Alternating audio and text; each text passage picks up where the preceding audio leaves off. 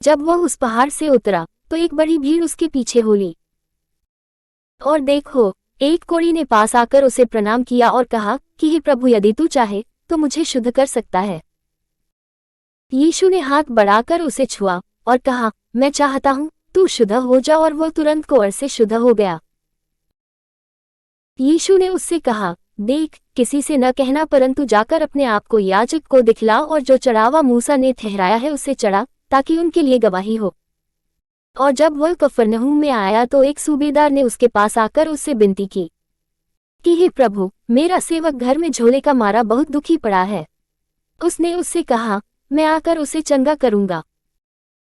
सूबेदार ने उत्तर दिया कि हे प्रभु, मैं इस योग्य नहीं कि तू मेरी छत के तले आए, पर केवल मुख से कह दे तो मेरा सेवक चंगा हो जाएगा। क्योंकि मैं भी पराधीन मनुष्य हूं और सिपाही मेरे हाथ में हैं, और जब एक से कहता हूं जा तो वह जाता है, और दूसरे को किया तो वह आता है, और अपने दास से कहता हूं कि यह कर तो वह करता है। यह सुनकर यीशु ने अचंभा किया और जो उसके पीछे आ रहे थे उनसे कहा, मैं तुमसे सच कहता हूं कि मैंने इस्राएल में भी ऐसा विश्वास नहीं पाया।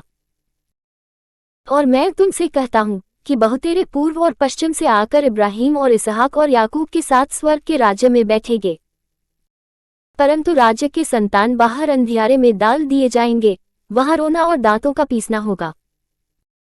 और यीशु ने सूबेदार से कहा, जब जैसा तेरा विश्वास है वैसा ही तेरे लिए हो। और उसका सेवक उसी घड़ी चंगा हो गया। और यीशु ने पतरस के घर में आकर उसकी सास को ज्वर में पड़ी देखा। उसने उसका हाथ छुआ और उसका ज्वर उतर गया, और वह उठकर उसकी सेवा करने लगी।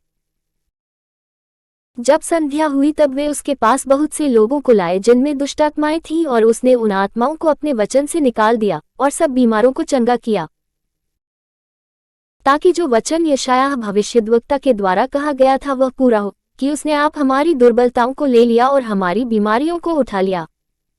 यीशु ने अपनी चारों ओर एक बड़ी भीड़ देखकर उस पार जाने की आज्ञा दी। और एक शास्त्री ने पास आकर उससे कहा, हे गुरु, जहां कहीं तू जाएगा मैं तेरे पीछे पीछे हो लूंगा। यीशु ने उससे कहा, लोमड़ियों के भट्ट और आकाश के पक्षियों के बसेरे होते हैं, परंतु मनुष्य के पुत्र के लिए सिर धरने की भी जगह नहीं है। एक और चेले ने उससे कहा, हे प्रभु, मुझे पहले जाने दे कि अपने पिता को गाड़ दूं। यीशु ने उससे कहा, तू मेरे पीछे हो ले और मुर्दों को अपने मुर्दे गाड़ने दे। जब वह नाव पर चढ़ा तो उसके चेले उसके पीछे हो लिए।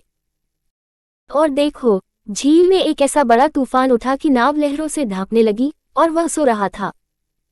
तब उन्होंने पास आकर उसे जगाया और कहा, हे प्रभु, हमें बचा, हम नाश हुए जाते हैं। उसने उनसे कहा, हे अल्पविश्वासियों, क्यों डरते हो? तब उसने उठकर आंधी और पानी को डांटा और सब शांत हो गया। और लोग अचंभा करके कहने लगे कि यह कैसा मनुष्य है कि आंधी और पानी भी उसकी आज्ञा मानते हैं। जब वह उस पार गदरेनियों के देश में पहुंचा तो दो मनुष्य जिनमें दुष्टात्माएं थीं कब्रों से निकलते हुए उसे मिले, जो इतने प्रचंड थे कि कोई उस मार्ग से जा नहीं सकता था।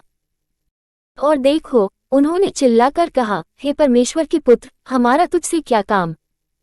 क्या तू समय से पहले हमें दुख देने यहाँ आया है? उनसे कुछ दूर बहुत से सुअरों का एक झुंड चर रहा था।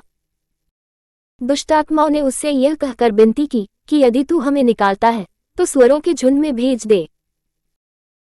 उसने उनसे कहा, जाओ। वे निकलकर सुअरों में पैठ गए और देखो, सारा झुंड किनारे पर से झपटकर पानी में जा पड़ा और डूब मरा।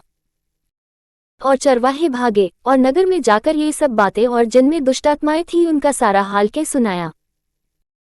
और देखो, सारे नगर के लोग यीशु से भेंट करने को निकल आए और उसे देखकर विनती की कि हमारे सिवानों से बाहर निकल जा।